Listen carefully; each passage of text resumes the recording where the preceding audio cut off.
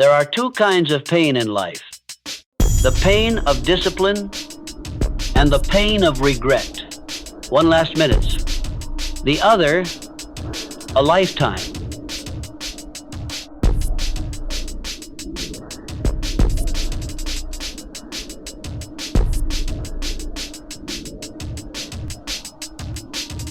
Every morning you stand at the same crossroads. Do you obey your vision or your emotions? Do you move because it's time or wait until you feel like it?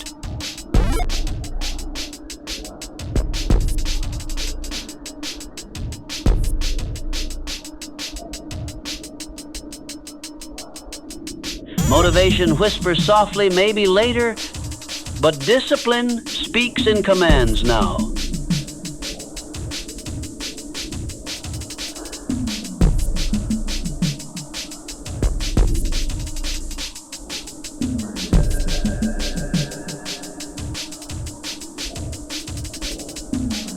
It doesn't wait for the mood, the weather, or the applause.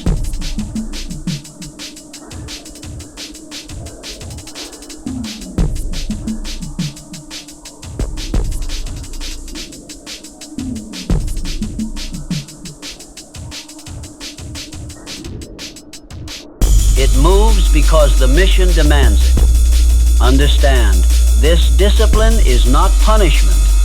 It's the highest form of self-respect.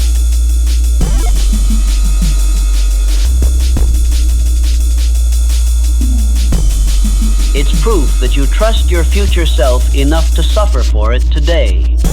And when you act through discipline long enough, something powerful happens. The force you once had to create becomes who you are.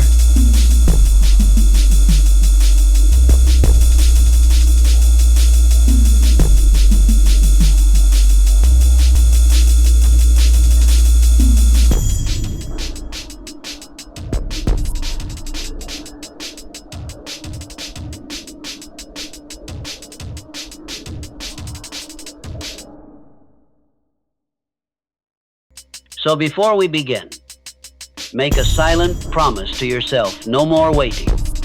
No more negotiation. From this moment on, you act, whether you feel ready or not. Because in this journey, only one truth remains. Discipline builds empires.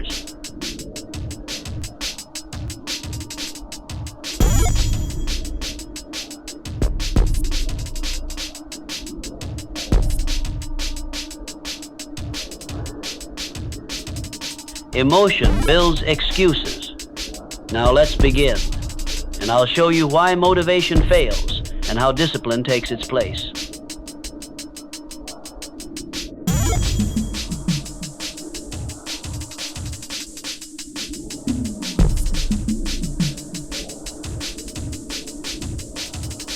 There's a reason you can feel unstoppable on Monday and defeated by Thursday. It's because motivation is built on emotion, and emotion changes like the weather. One day you wake up inspired, ready to conquer the world. The next day, you feel empty, heavy, distracted. You start searching for that same spark again, scrolling, waiting, hoping something will ignite you.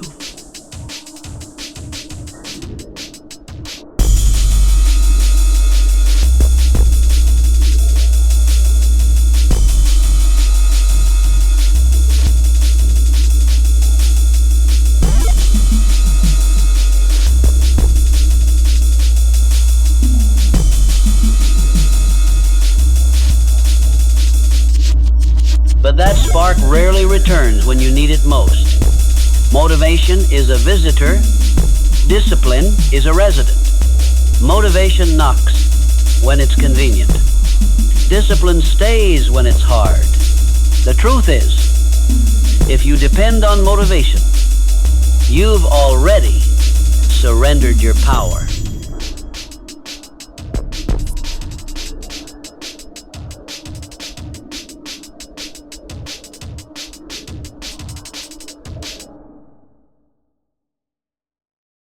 You've given permission to your feelings to decide your future, and feelings are fickle. They can be powerful allies. Yes, but terrible masters. The man who wins in life isn't the one who feels inspired every morning. It's the one who acts even when he feels nothing.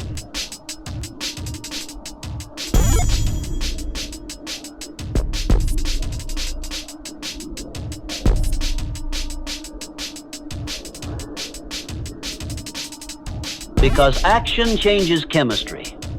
The body in motion reshapes the mind every time you move forward without feeling like it.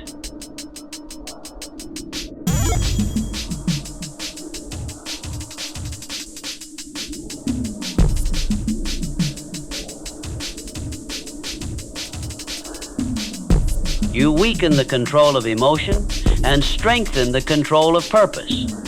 You've heard people say, "I just need to find my motivation." No, you don't find motivation. You create it through motion.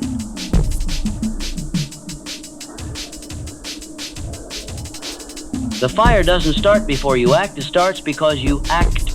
That's why motivation fails so many people. They wait for the feeling before they move. But movement itself is the generator of feeling. Think about it the moment you start cleaning your space, writing the first line, or taking that first step, something inside shifts.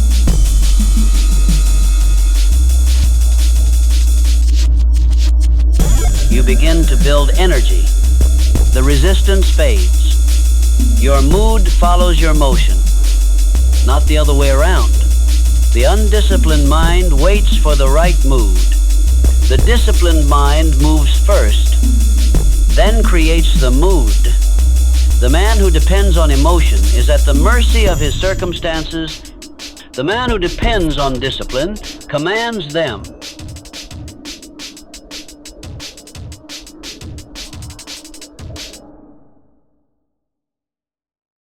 Because discipline doesn't ask for permission, it doesn't care if you're tired, distracted, or uninspired. Discipline simply says, do it anyway. Let me tell you something most people never understand. Emotion is an indicator, not an instruction. It tells you how you feel, not what you must do. You can feel tired and still act. You can feel afraid and still lead. You can feel lazy and still move.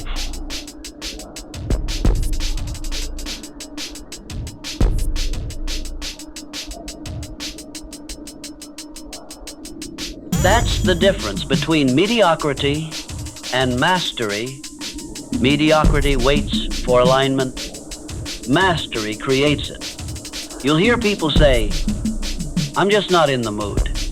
But success doesn't care about your mood. The gym doesn't care how you feel. Your goals don't care how you feel. The future you promised yourself doesn't care how you feel. The only thing that matters is whether you showed up and did what must be done.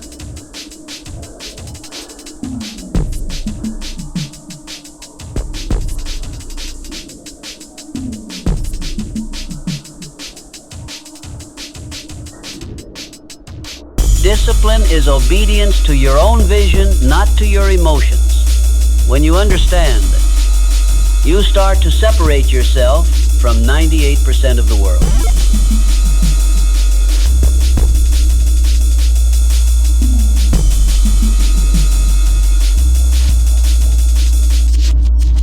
Because most people are ruled by how they feel in the moment. They chase comfort, and comfort kills greatness. Motivation is like a match. It burns bright, but it burns out fast. Discipline is like a furnace. It burns slow, steady, and forever. When you rely on motivation, you'll rise and fall with every spark. When you rely on discipline, you become unshakable. Think of it this way. Motivation is the guest that celebrates with you when life is easy. Discipline is the soldier that stands guard when life turns dark. Motivation is born in excitement. Discipline is forged in silence.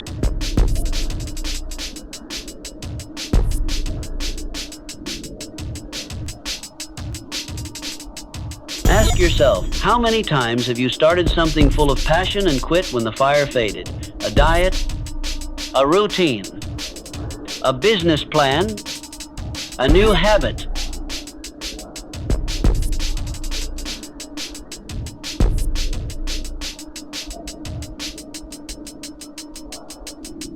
You were motivated at the start, but when results didn't come fast enough, or when the effort felt heavy, you stopped. You didn't lose ability, you lost consistency, because you built your house on the sand of emotion instead of the stone of discipline. You must understand, motivation is external. It feeds off results, praise, novelty. Discipline is internal. It feeds off purpose. It's fueled by the promise you made to yourself, even when no one's watching. Here's a truth that should shake you. The man who needs to feel good before he acts will never achieve anything great, because greatness is born in discomfort. Growth demands friction. Every act of discipline is a declaration of war against your weaker self. The greatest transformation happens when you stop asking, "Do I feel like it?" and start asking, "Does this move me toward my vision?" That question changes everything.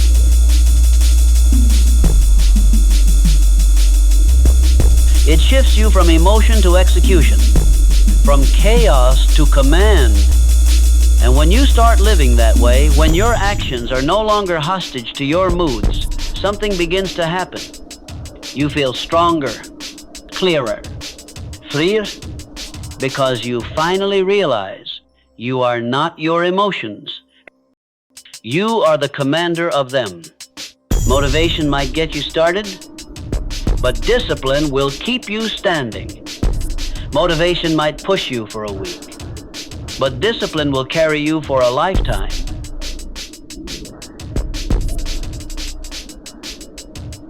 So stop chasing the feeling, chase the standard. You don't need to feel powerful to act powerful. You just need to act, and that action will create the feeling you were searching for. Repeat this to yourself every morning. I do not wait for motivation.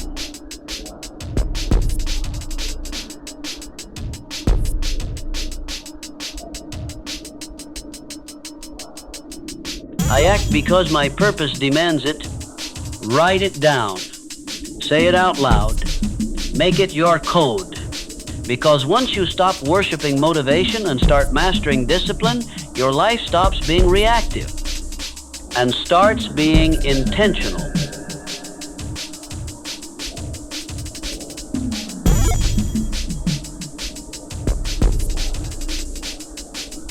You don't rise by emotion, you rise by command. And that's how you begin to build the identity of someone unbreakable. Because in the end, the man who commands himself commands his destiny.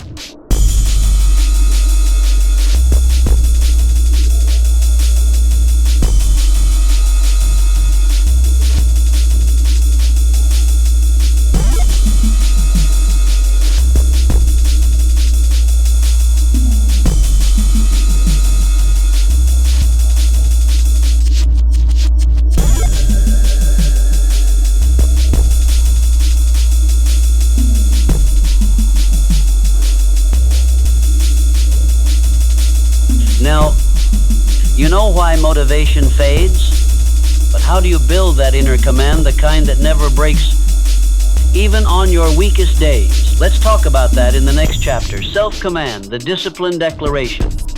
Every man fights two voices inside his head. One whispers, "You deserve a break." The other says, You promised yourself more.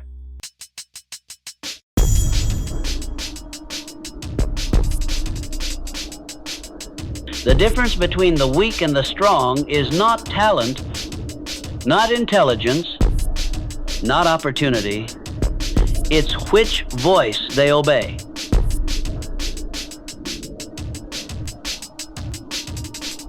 Self-command begins when you stop negotiating with weakness. It begins the moment you decide that your mind takes orders only from your vision, not your emotions. Motivation is a visitor.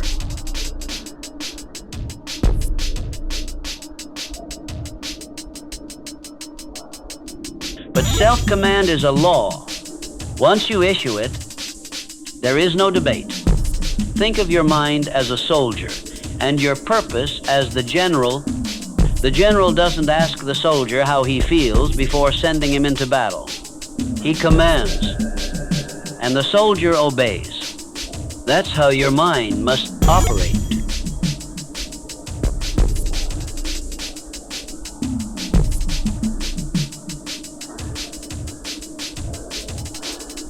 You must become both the general and the soldier. You issue the order, and you execute it without hesitation.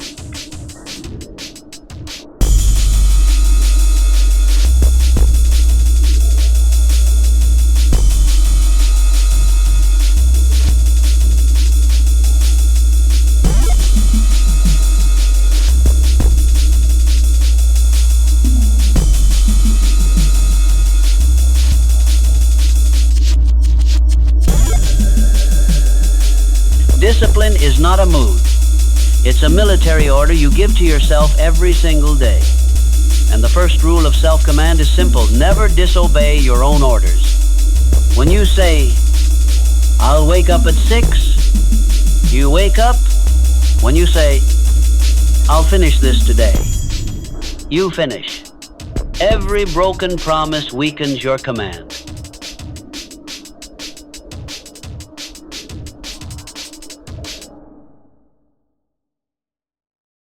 Every kept promise strengthens it.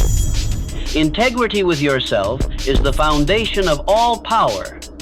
Most people treat their goals like wishes. They hope to do better. They want to improve. But there is no authority in hope. Hope is passive. Command is active. Hope waits. Command moves.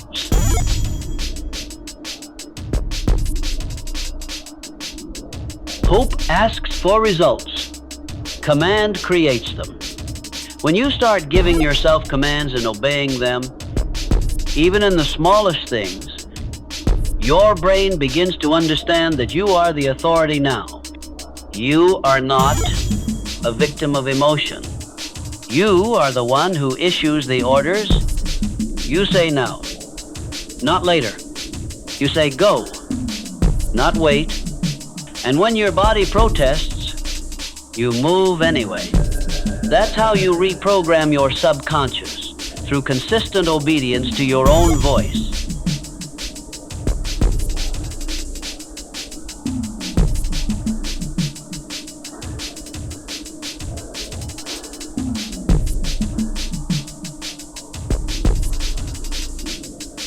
Every time you follow through, you carve a new pattern into your identity.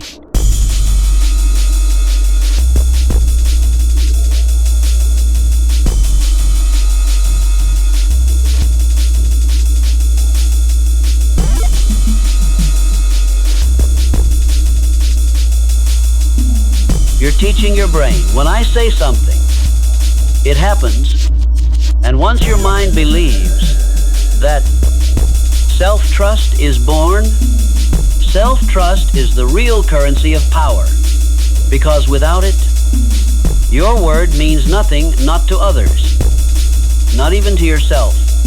But when your word becomes law in your own mind, you no longer need external motivation.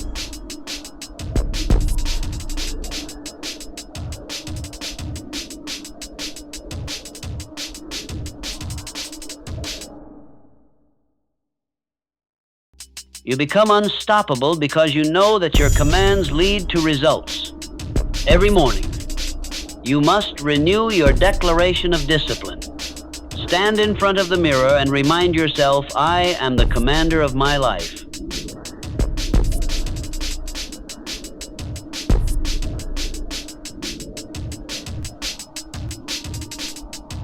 My emotions obey me.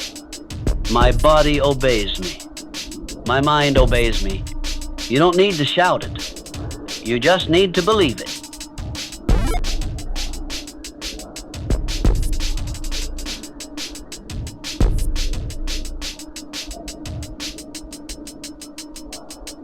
Because belief reinforced by action becomes reality. Here's the truth. Most people miss self-command isn't about perfection. It's about correction. You will stumble, you will slip, you will delay, but the disciplined man never stays down. The moment he realizes he's off course, he gives himself a direct order, back on mission.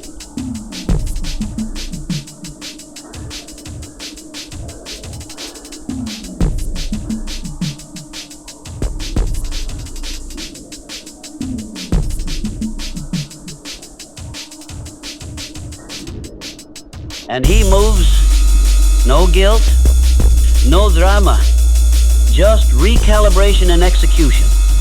Weak men drown in self-pity. Strong men rebuild immediately. Because self-command is not emotional. It's logical. It's direct. It's non-negotiable. You have to treat your goals like laws. Unbreakable. Unquestionable. That's how self-command turns into identity. When you command yourself daily to train, to focus, to work, to finish, you stop seeing discipline as effort. It becomes instinct. At first, it feels mechanical. You'll force yourself out of bed, force yourself to work, force yourself to resist distraction.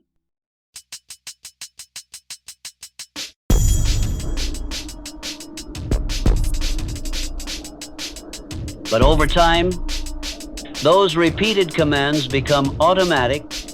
That's when you know you've crossed the line from effort to embodiment. You no longer try to be disciplined. You are disciplined. Remember, every act of self-command is a declaration of who you are. When you choose action over delay, you are saying, I lead my mind. When you choose focus over distraction, you are saying, I control my energy. When you choose consistency over comfort, you are saying, I am the master of myself. Each of these declarations builds a layer of armor around your will.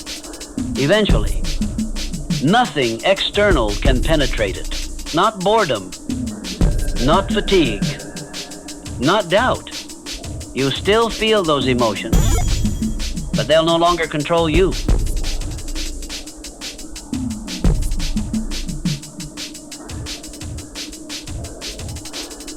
You will observe them, command yourself, and act regardless.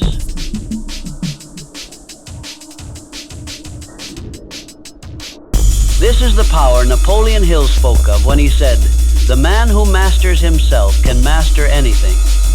Because once you can give yourself an order and follow it instantly, you have the key to every success in life, business, health, relationships, wealth. All of them are built on the same foundation.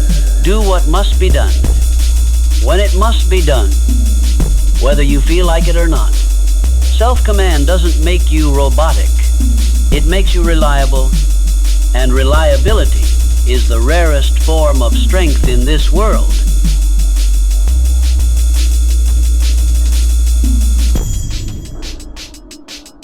Everyone starts with emotion. Few finish with execution. Everyone makes plans. Few follow orders. So starting today, train yourself like a warrior.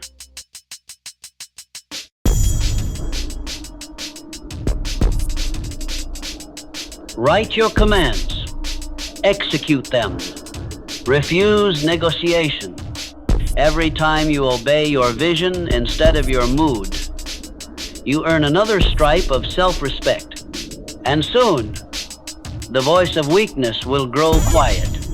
The mind that once resisted will now respond with precision. That's when you realize you're no longer fighting for discipline, you're leading with it.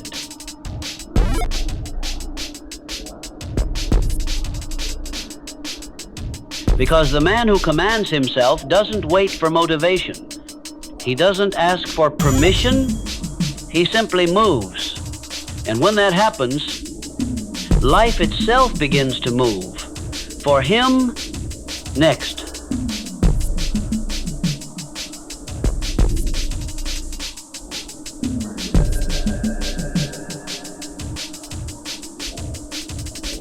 And we'll talk about how repetition, not inspiration, turns that command into unshakable momentum. The world is obsessed with excitement. Everyone wants the next burst of inspiration, the next spark, the next high. But success doesn't come from bursts, it comes from rhythm. Repetition is what separates the dreamers from the disciplined. It's what transforms random effort into lasting mastery. Inspiration is like lightning bright, powerful, but gone in a flash.